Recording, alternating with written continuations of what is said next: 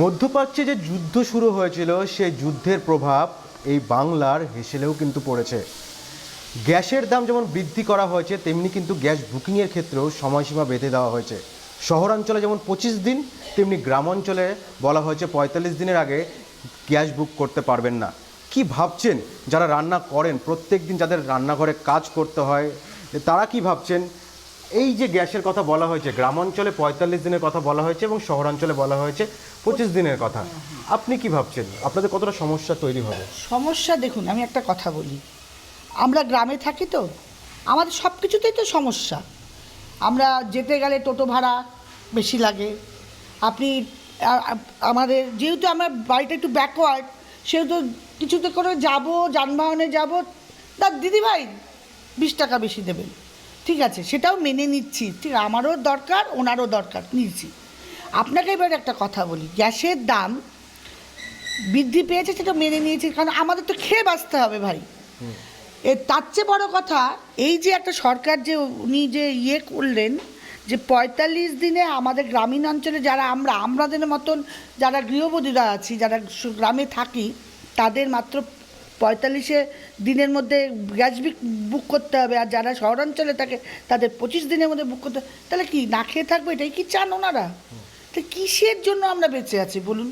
আর এটা তো ঠিক, আমরা যে শুধু যারা শহরাঞ্চলে তাদের সুবিধা অতিরিক্ত আমরা মানি, কিন্তু আমাদের মতন গ্রামাঞ্চলে যে মহিলারা থাকেন তারা শুধু এই রান্না করা খাওয়া নিয়ে তো তাদের জীবন না, তাদের জীবনটা কীরকম, তাদের যে পরিবার আছে তারা খেলো কি না, তার যে পুষ্য আছে তারা খেলো কি না, তার প্রত্যেকটা জিনিস আপনি ভাবতে পারবেন। আমার 15টা কুকুর, আমার বেড়ালের সংখ্যা 20টা, আমার প্রতিদিন 3 বার করে আমার প্রেশারে আমার ভাত করতে হয়। তাহলে বলুন আমি কোথা থেকে করব?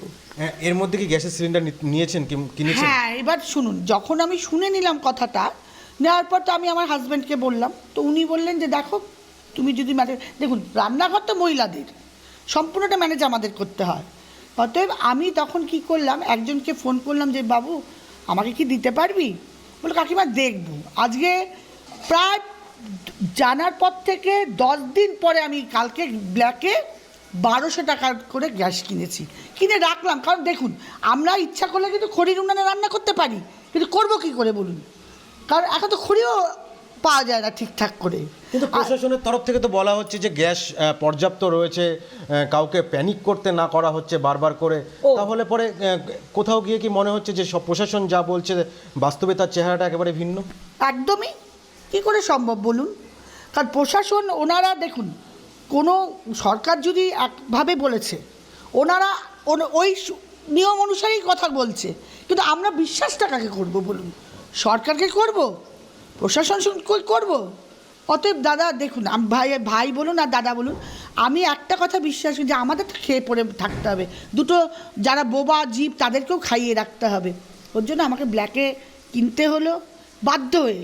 এর পরের মাসে পাবো কি না সেটাও তো ব্যাপার আছে। আপনার একটা গ্যাস কদিন যায়? আমার একটা গ্যাস বেশি দিন যায় না, কারণ আমি বললাম তো আমার প্রচুর পোষ্য আছে। কদিন যায় তাও আমার 15 দিন, টেনে টুনে 15 দিন।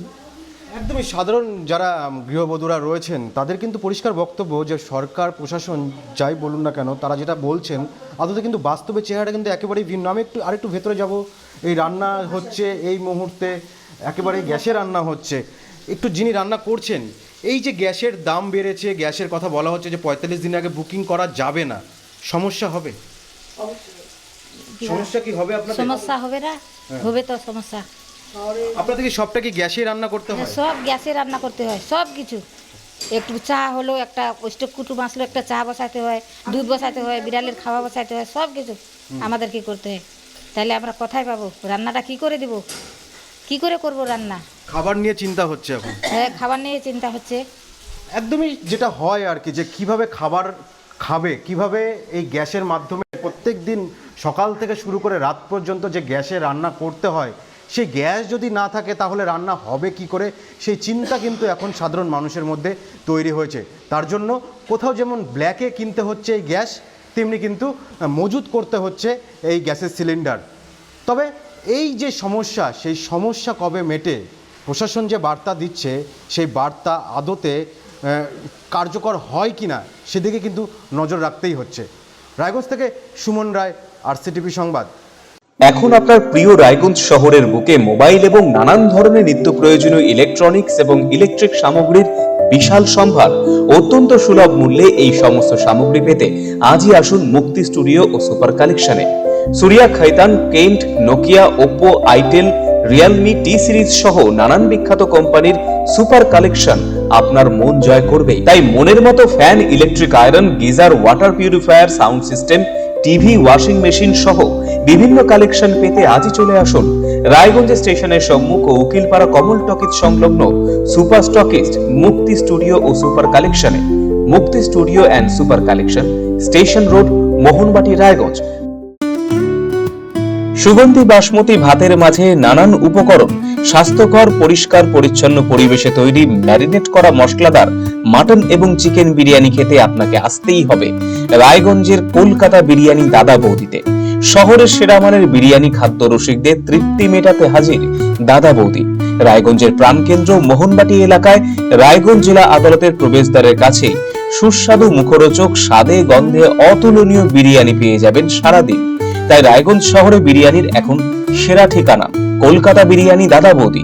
কলকাতা বিরিয়ানি দাদা বৌদি, মোহনবাটি, রায়গঞ্জ, উত্তর দিনাজপুর। Phone number 6204774768।